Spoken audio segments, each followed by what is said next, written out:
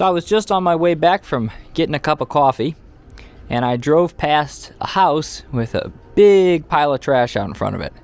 You know, maybe somebody was moving, or maybe somebody was being told to get out. I'm not sure what the situation was. But sticking out of that pile of trash, there was a lawnmower handle.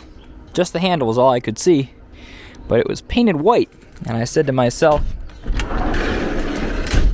hey, that's an old Snapper. And sure enough, when I moved the bags of trash out of the way, there was an old Snapper. So let's pull this out of the bus here and take a look at it. Alright, so taking a little look at it here, seems to be a mid to late 80s Snapper high vac. Pretty no frills looking little mower. It's not self-propelled, it's not electric start. It's just a basic, I think it's a 20-inch push mower. Has a Briggs & Stratton 4 horsepower magnetron ignition engine. This must be a late 80s because it has the blade brake on it. Those didn't come out until about 85, I think. But it still has the automatic choke pulse-eject carburetor on it. And it's actually not in bad condition, you know, for being from the late 80s. It's dirty, but, you know, it's in pretty good shape. The tires still have decent tread on them.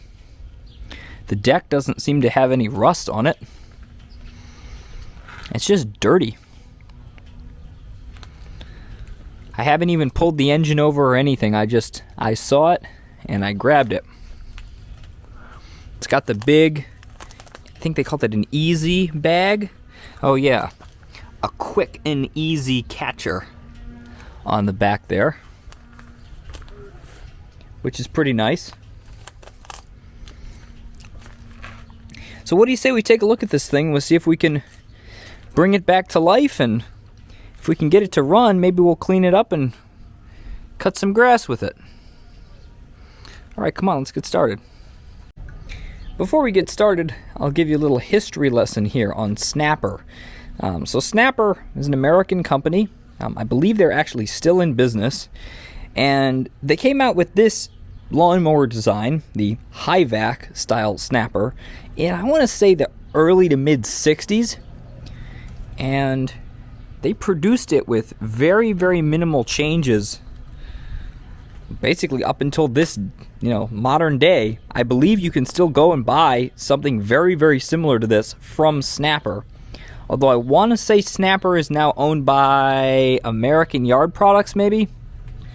I don't think they're still a fully autonomous company. But this style of lawnmower is still in production, which goes to show how good of a machine it was. I see a lot of videos on YouTube. The vintage mower enthusiasts seem to really like Toro, Lawn Boy, Aaron's, and even MTD and some of the lesser brands. But I don't see a lot of videos about Snappers, which is always kind of interesting because I've worked on a lot of Snappers. They were, back in the 80s and the 70s, very popular machines because they were a well-built, well-designed machine that worked quite well.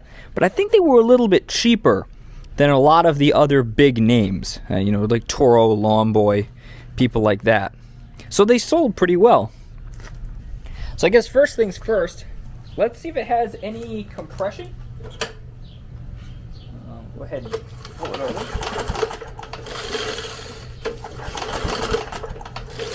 It doesn't feel like it has a ton, but there's some there. So that's good. I don't know if it has any fuel in it either. Very, very small amount of fuel that doesn't look that great. So, see if it has any oil here.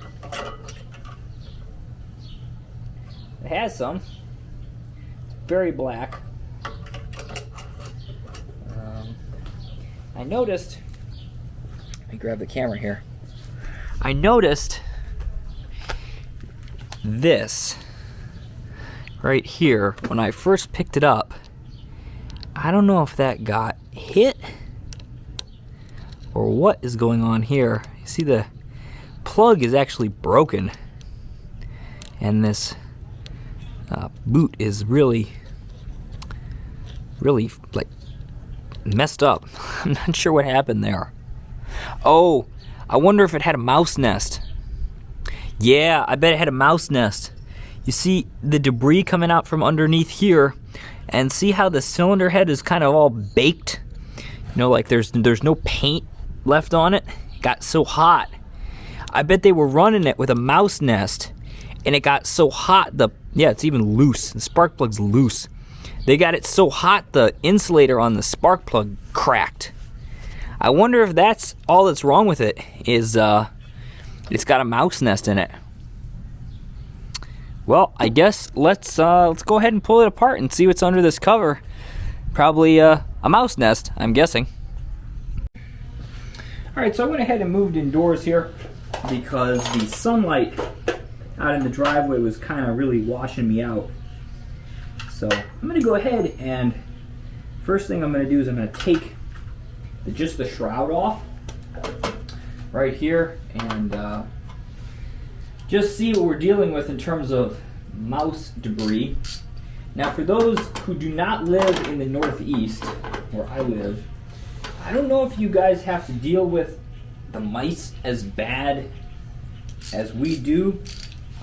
Up here in the Northeast, you know, equipment's only used half the year typically. You know, whether it's a snowblower or it's a lawnmower, you really only are using it for 6 months or so out of the year. And when it sits for those other 6 months, they kind of have a tendency to accumulate mice. The mice just, it's, you know, a nice little spot in there, nice little sheltered area, and the mice just kind of move in, and they make a nest in there. What size is that? I thought that was a half inch. Is it not? Is it 3/8? No. They move in and they make a nest, and the problem is, obviously, if the mice have moved in, all the nesting material blocks up all of the fins, and then when you try to run it, the air can't get down, you know, into the cylinders, and it overheats. And that can cause a whole bunch of issues. I mean, the worst of which would be it would seize or score the cylinder. This one doesn't feel like it's that low on compression. It actually feels like it has a decent amount of compression, but it's also kind of hard to tell on these because I believe these have a compression release on the engine. So even when they have plenty of compression, they kind of feel like they don't have enough compression. As I said, it's kind of hard to tell. So, actually, I'm going to take this bag off here. Just move this out of the way. No mice in that. Go ahead and move this here.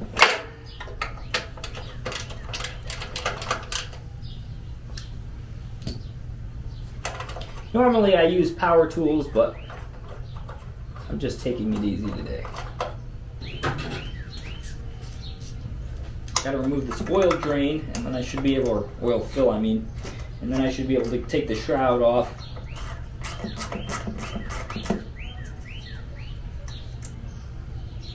I hope we haven't, as I said, had any more damage than just that spark plug. It's possible that the spark plug actually may have saved the engine. You know, it got so hot the plug cracked and it shorted out. And this engine may have survived just because of that.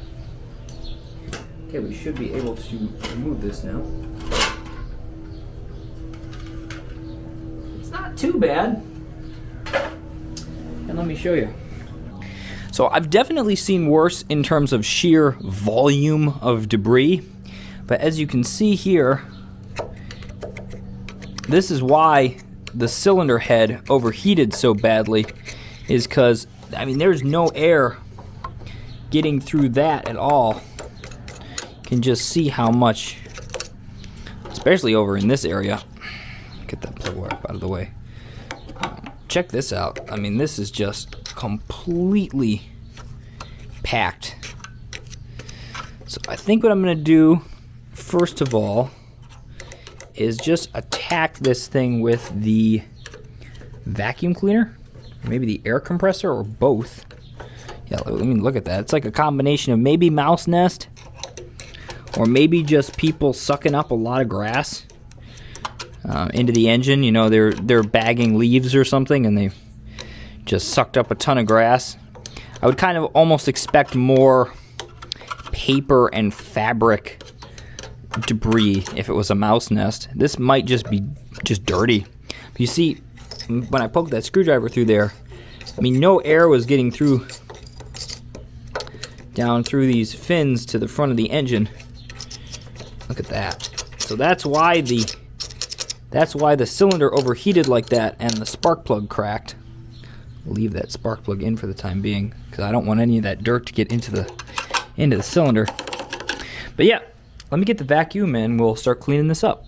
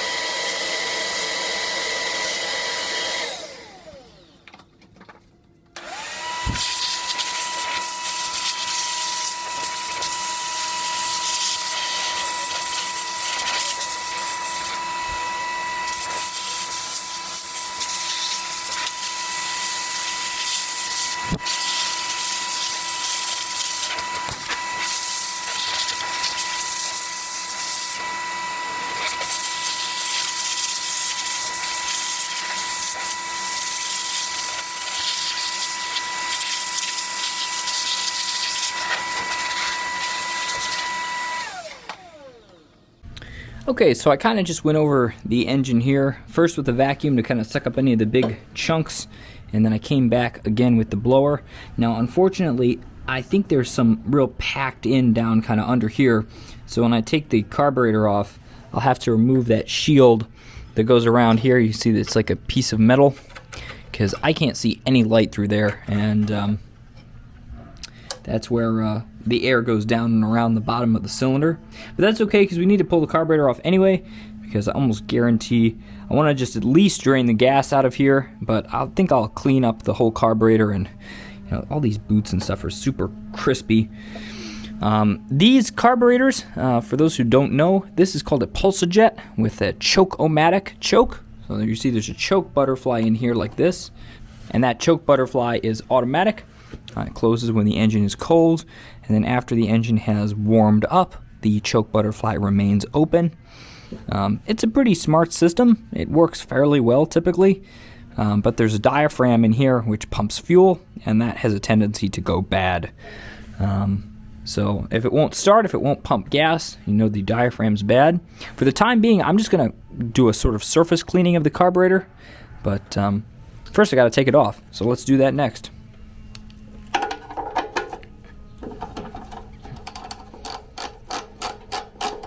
Carburetors on these are just held on by 2 bolts. Another interesting thing is this is back when Briggs & Stratton had just come out with the sort of Deadman engine brake system. You can see how it works here with this huge band brake that wraps halfway around the flywheel. Later on they were just switched to a single small brake pad over here. I ran that design for a long time.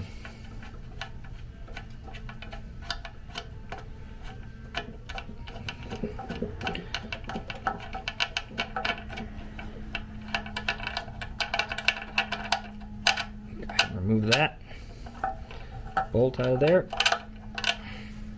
And there's a little spacer that goes in there too. Ugh, that's really covered in gunk. So now we should just be able to kind of wiggle the carburetor right off. There we go. There's the carburetor. Man, that's got some buildup on it. Wow. Ugh. Set that off to one side, and I'll try to see if I can show you what I was talking about with this piece here. This piece here, this piece of tin work, it directs the, I'm not sure what this wire is going to. It directs the air down underneath the engine, and this will get, if there's a mouse nest or just a lot of heavy debris, see if I can get you in there to see that, just gets completely blocked up back there. See that? And so no air at all was getting down past the cylinder. So I'm going to remove that. I think there's no bolt down there, but you have to take this bracket here off to get that off of there. But that absolutely is going to have to be cleaned, otherwise this engine is just going to overheat as soon as I start it. So that wire I was looking at, it's actually kind of interesting. It runs over here, and then there's a little safety switch on the side of the chute right there.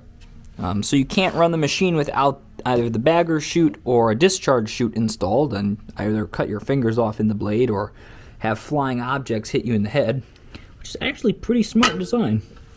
I just have to get the wire off of this terminal block here, out of the way, and this is the actual shutoff wire which runs to the throttle control.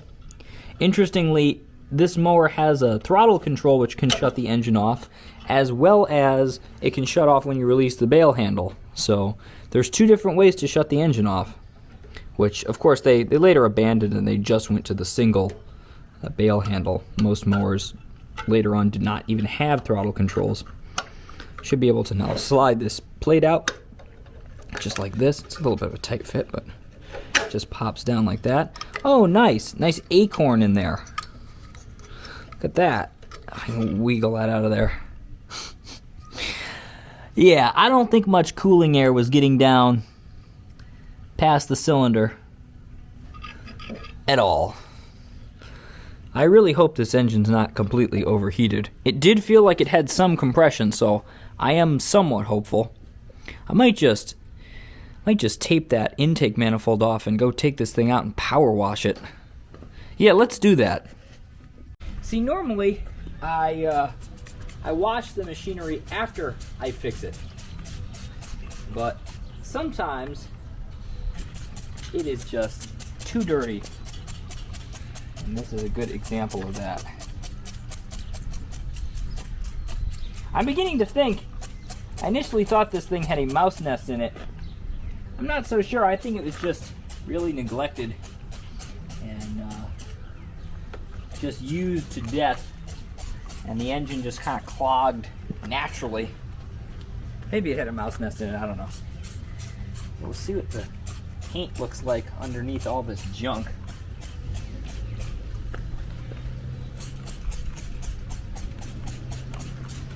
Just putting some purple power degreaser on it here. This stuff is pretty good.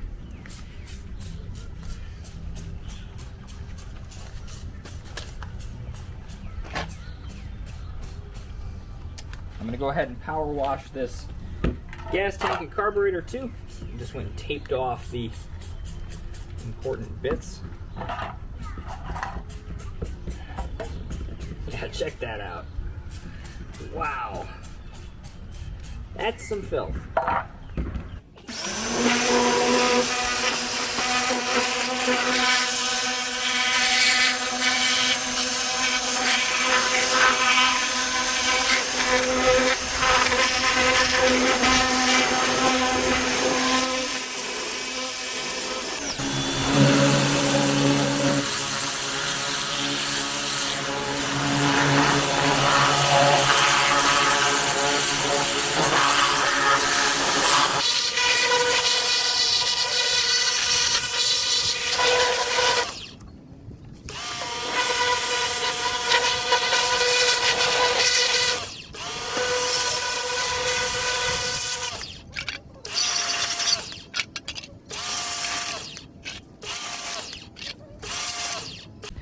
Wow, you know what? I think there actually might have been a lawnmower under all that dirt.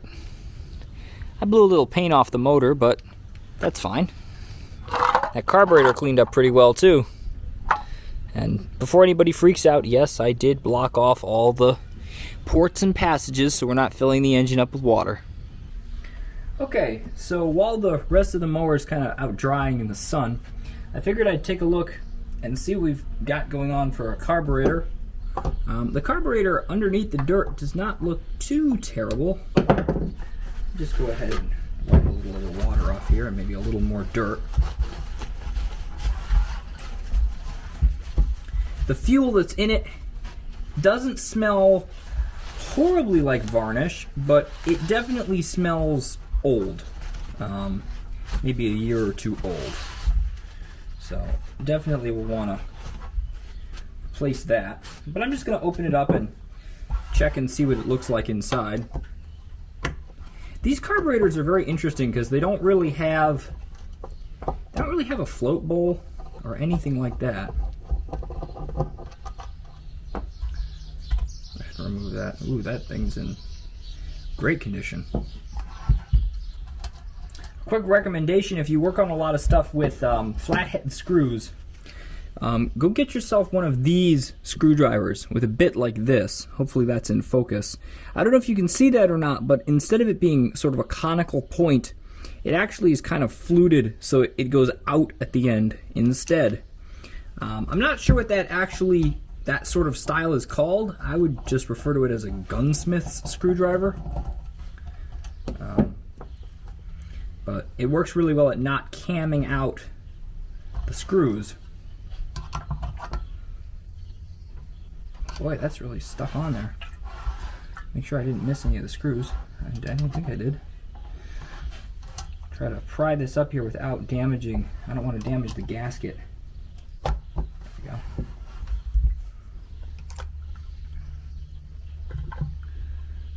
Oh yeah, that's pretty dirty actually. So for those of you who are curious how this carburetor works, it's pretty simple and it's actually quite ingenious. So basically the carburetor is two halves essentially. One half, all it does is pump fuel. And you have this chamber here within the gas tank. It's like a gas tank within a gas tank. I guess you'd call that a surge tank. And all it does is just pump gas out of the main gas tank and fill up the surge tank. And once the surge tank is full, I don't know if you can see that or not, there's a hole which allows the gas to sort of overflow back into the main fuel tank. And what this does is create a stable pocket of gas which is not affected by the tank sloshing around. Then you have a very, very simple carburetor, which is sort of just this part right here. It's just this pickup tube, this one mixture screw, and the butterfly valve. And that's the whole carburetor. And all that does is just draws that gas from this little area right here, this surge tank, and feeds the engine. Now the fuel pump is this little area right here. This is your fuel pump chamber, and there's a port on the bottom here which pulses this piece of the diaphragm up and down right there, and that is how the fuel pump pumps gas. And then there's a port on the side of this chamber right here, and all that does is feed right into the surge tank. The other portion of this carburetor is the automatic choke portion, and that is this sort of pocket right here. And in this pocket is this spring. And the way this works is that when the spring pulls down, the choke opens. So the choke is in a naturally closed state. And then there's a big diaphragm in here, which I believe how this works is as the engine runs, this diaphragm becomes pressurized with air. And that causes the choke to open just like that. And then as the engine, cools off and settles down, over time it shuts again as the pressure begins to fade out. And there's a return spring right here, which is also where the positive crankcase ventilation tube goes. I hope I can fix this little breather. It's kind of smashed. Somebody put that on wrong a long time ago. I bet if I just heat that up a little bit with some hot water, it'll kind of go back together. But yeah, there's really very, very little to these carburetors. As I said, the actual carburetor is literally just this piece right here. with the mixture screw. So all I'm going to do is I'm going to go ahead and just spray a little carburetor cleaner in here, take these little fuel screens off and clean them, and that'll basically be it, and I'll go ahead and put it back together again. I don't see anything glaring that would prevent it from working. What happens over time is these diaphragms can get torn or very stretched out. If you do have a diaphragm that's stretched out and you don't really feel like replacing it, you can do is you can just kind of take it off and warm it up with a heat gun and flatten it out again, and that usually fixes it. Or you can just buy another one. I think they're like $3. I may take this off and clean under it, or I may not. So I don't have another one, so I don't want to damage it at all. See if I can just carefully remove this here. Yeah, there we go. It's good. I need to clean out inside this little fuel pump passage anyway.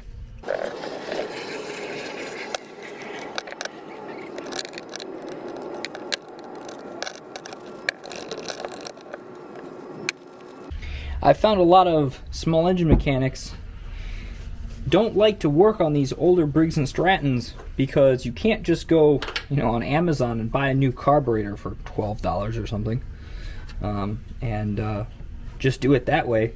The thing is with these old pulse eject carburetors, I mean, there's so little to this whole mechanism. I'm not saying it never breaks, but it basically never breaks. Go ahead and install the fuel pump spring. It goes right there. And then I find it beneficial to install, actually I just put that down in there, it's fine. I find it beneficial to put the screws in first, and that helps me align the diaphragm here so the diaphragm doesn't fall out. At least put like 2 or 3 screws in there, like this, just to help get the diaphragm lined up. And then I'll rotate it over here, just set it down on top, and now I can put the rest of the screws in. And it's very important to put them all in before you start to tighten them down.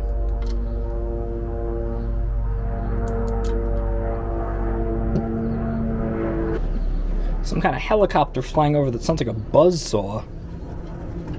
And then I always tighten these carburetors down kind of in an X pattern because you want to sort of evenly, space the pressure out as you're tightening it down so that you don't wrinkle the diaphragm or anything like that. We'll check and make sure the choke works. The choke does work. You see I press down on the butterfly and it returns. That's how it's supposed to work. Now I didn't adjust the mixture at all.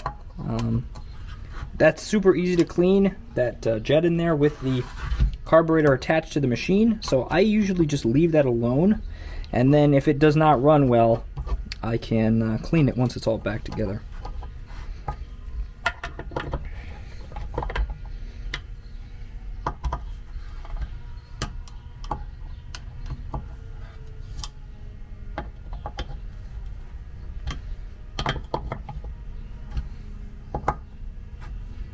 Okay, that looks pretty good. Just give them all a final little 1/8 of a turn here. You see, I'm not camming out any of these screws because of this screwdriver here. It really does work very well. I'll see if I can find a link to one of these and I'll put it down in the video description. I know everybody seems to say that in their videos. I'll link this below in the description. And they all seem to use that Amazon monetization thing. I don't do that stuff. I know a lot of people want me to make more frequent videos. I'm doing my best, but this is not my full-time job. So I just do this whenever I have something interesting to make a video about. Alright, so let's see if we can put this back together the right way. You see there's like an inner and an outer sealing surface, and this was smushed on there like this before. Try to bend that little seal out a little bit.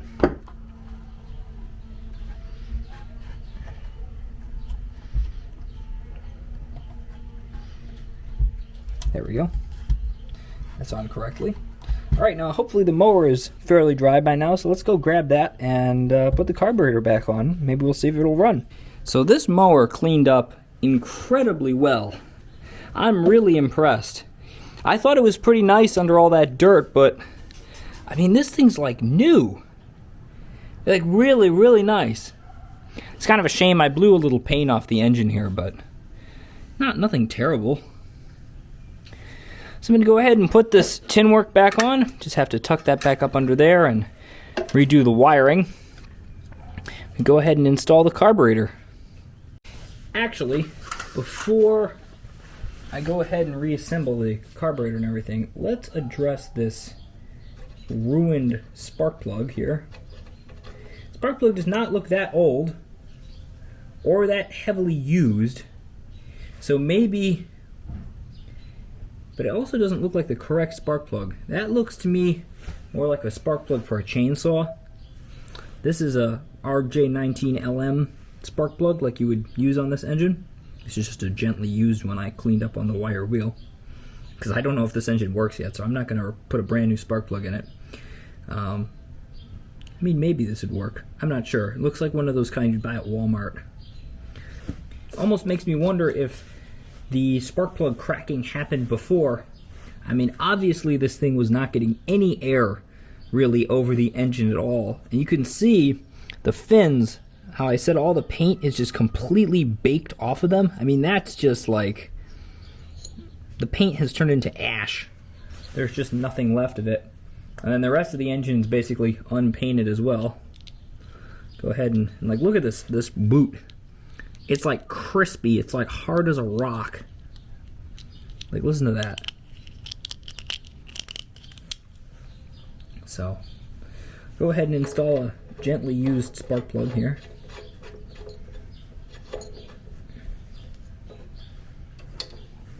And a gently used spark plug boot.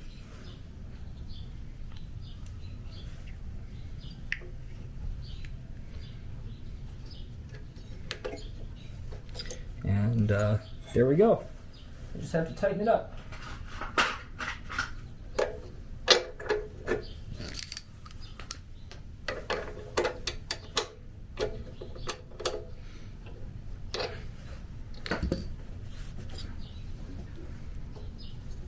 And there we go. Okay, so let's go ahead and reinstall this carburetor. On here, I have to reconnect the linkage first.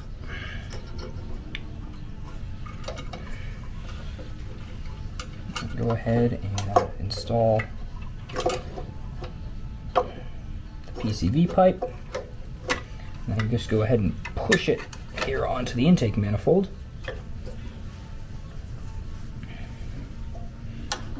Get the screws started.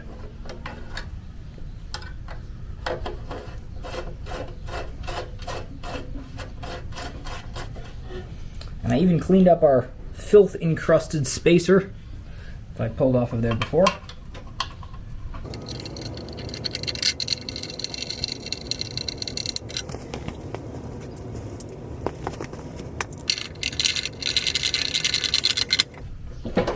And tighten that up on there.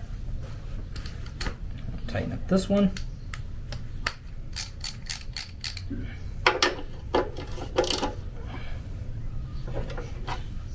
Now I just need to go grab the air shroud. I gave this a little bath too, while I still have the pressure washer out. So that looks pretty nice.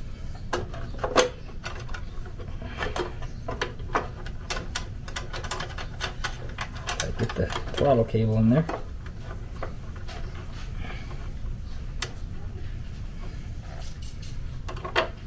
Well, I'll leave that loose until I get all the rest of the bolts in.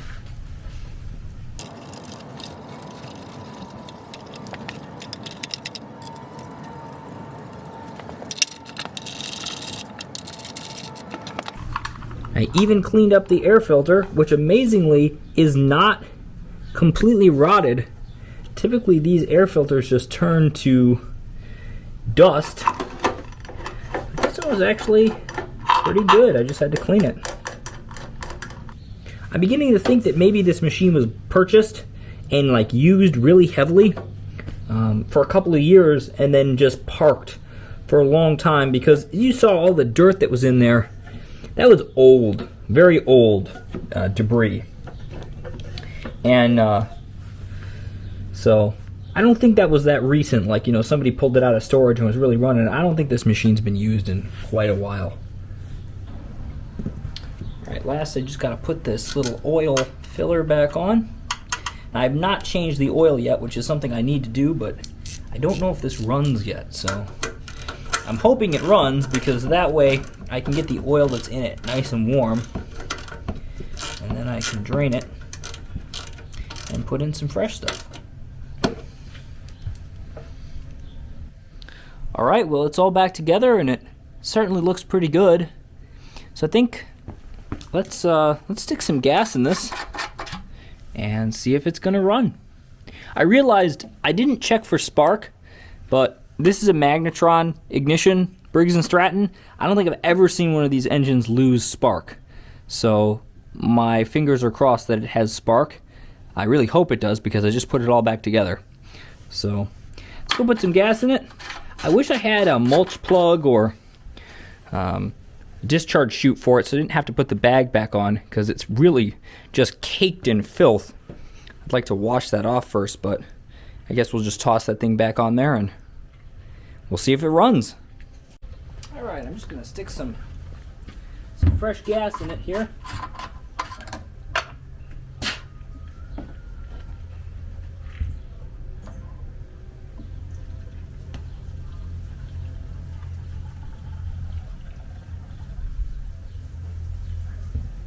Don't want to put in too much in case it doesn't run.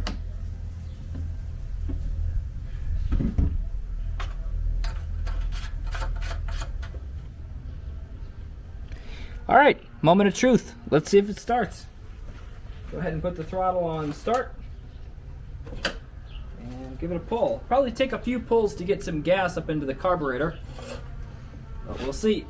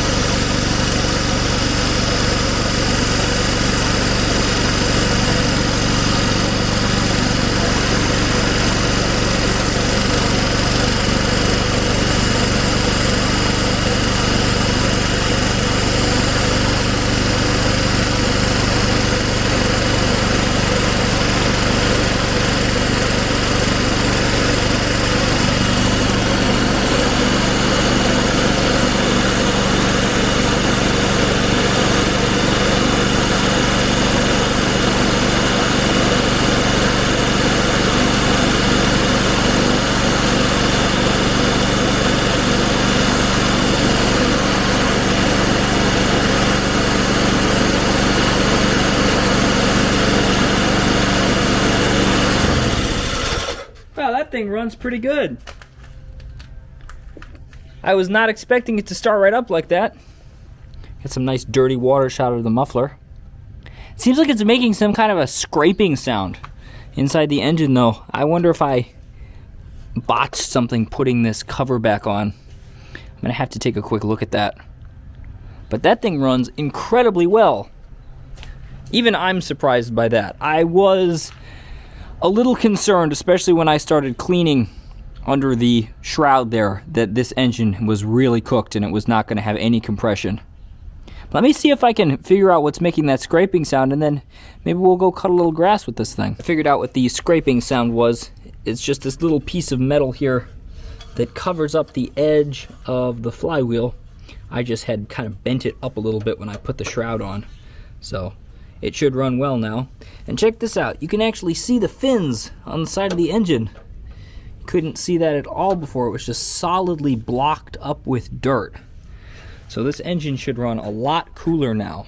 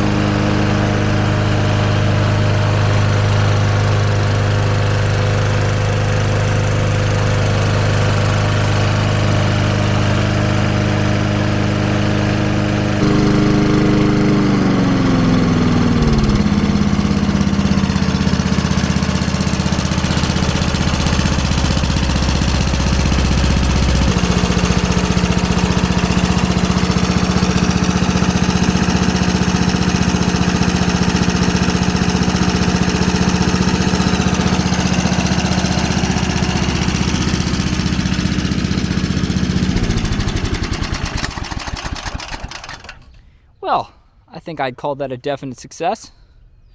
Not only did this snapper clean up incredibly well, it's nice when something looks as good as it works. Or maybe the other way around, it works as good as it looks. Either way, it did a really nice job on the lawn.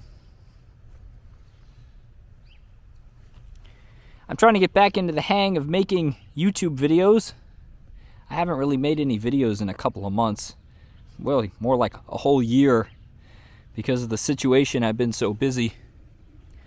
So I'm trying to remember how to talk to the camera again and stuff.